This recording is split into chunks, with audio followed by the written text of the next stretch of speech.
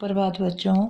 तो हम पढ़ रहे थे सुभाषितानी। तो आज पढ़ेंगे हम सुभाषितानी के आगे के श्लोक। 4 श्लोक तक हमने पढ़ लिए थे। आज पढ़ते हैं 5वां श्लोक। 5वां श्लोक है विहाय पौरुषाम यो हि देवमेव वलभते प्रसाद श्यावत् तस्य मूर्धन्यं तिष्ठन्ति वायसः। विहाय पौरुष, विहाय माने छोड़कर, पौरुषम माने पुरुष, परिश्रम। ठीक है कि विहाय पौरुषम, कि विहाय यानी कि परिश्रम को छोड़ करके यो ही कहते हैं। यो ही मतलब निश्चित रूप से, देव माने भाग्य। तो इसका अर्थ आएगा जो व्यक्ति परिश्रम को छोड़ करके भाग्य के भरोसे रहता है या भरोसे रहता है। प्रसाद श्यावत, प्रसाद कहते हैं महल, जो महल होते हैं बड़े बड़े महल, तो उनको प्रसाद कहते हैं। तो प्रसाद श्यावत तस्य मूर्धि न तिष्ठन्ति वायसः, कि उस व्यक्ति के सिर पर कौवे उसी प्रकार बैठते हैं जिस प्रकार महलों में बने हुए छतों में, महलों के छतों पर बने हुए शेर के सिर पर कौवे बैठा करते हैं। आपने देखा होगा बड़े बड़े महल होते हैं, उनके ऊपर सबसे बड़ी बिल्डिंग जो रहती है, छत के ऊपर जो क्या रहता है बनाया हुआ, सिंह की मूर्ति बनी रहती है। तो उनके ऊपर क्या करते हैं, कौवे बैठा करते हैं। तो जो व्यक्ति क्या करता है, भाग्य के भरोसे रहता है, परिश्रम को छोड़ देता है, भाग्य के भरोसे रहता है, तो उस व्यक्ति के सिर पर कौवे उसी प्रकार बैठते हैं जिस प्रकार किसी महल के छत पर बने हुए शेर के सिंह पर कौवे बैठा करते हैं। अगला श्लोक देखो बेटा। पुष्प पत्र फल छाल मूल वलक्य दारुभी। तो पुष्प माने फूल, पत्र माने पत्ते, फल छाल मूल जड़, और वलक्य यानी कि वलक्य माने बकल, छाल जिसको कहते हैं, और दारू भी माने, दारू का अर्थ होता है लकड़ी।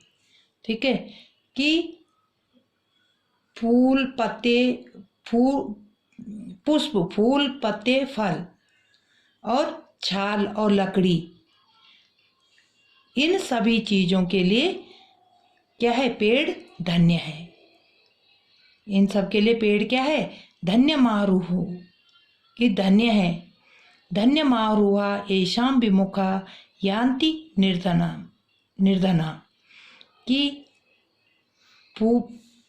फूल पत्ते फल और छाल और लकड़ी, इन सब के लिए, इन सब चीज़ों के लिए पेड़ क्या है, धन्य है, क्योंकि इनके यहाँ से कोई भी व्यक्ति खाली हाथ नहीं लौटता है। इनमें से कुछ न कुछ व्यक्ति क्या है, कोई जाएगा, विमुख याति निर्धना, कि कोई भी व्यक्ति जो है क्या है, वहाँ जाएगा तो वहाँ से जा करके कोई भी खाली नहीं लौटेगा, कुछ न कुछ लेके आएगा। क्लियर बेटा। तो ये भी हो गया। अगला है चिंतनीया ही विपदाम आदवैव प्रतिक्रिया न कूप खननम युक्तम प्रदीपयते विहाना गृह। चिंतनीय माने सोचना, चिंतन करना, मनन करना, कि विपदा कहते हैं कोई आपदा आना, कोई संकट आना, या किसी पर कठिन समय में। तो इसमें कहते हैं संकट के आने से पहले ही उसके बचाव के लिए सोच लेना चाहिए। ना कि कूप खननम युक्ता प्रदीपते विहानम गृह, यानी कि विहीना कहते हैं यानी कि आग, कि संकट के आने से पहले उसके बचाव के लिए सोच लेना चाहिए। घर में आग लगने के बाद कुआं खोदना उचित नहीं है। यदि घर में आग लग गई है, कुआं तब खोद रहे हैं, तब पानी भरेगा, तब कब वो आग भरेगा, कब उसमें आग जलेगी। तो इसलिए क्या करना चाहिए, पहले ही उसके लिए सोच लेना चाहिए। अगर कुआं बना हुआ है तो आग लग गई तो तुरंत उसको बुझाया जा सकता है। तो इसके लिए ये ये बताया गया है कि कोई भी संकट आने से पहले हमें उसके लिए बचाव के लिए सोचना चाहिए। घर में आग लगने पर कुआं खोदना उचित नहीं है, यानी कि पहले ही कुआं खोद लेना चाहिए। तो इस तरह से ये श्लोकों का अर्थ बताया है, अर्थ समझाया मैंने आपको। और इनके अनुसार बेटा मैंने बताया, इनको पढ़ भी लेना और इनके अर्थों को लिख लेना। इसमें से ये अर्थ लिख लेना, फिर बाकी हम प्रश्न उत्तर जो हैं इसके आगे अगले क्लास में करेंगे। ये काम पूरा कर लेना अपना, और बिल्कुल सफाई से अच्छे ढंग से। धन्यवाद।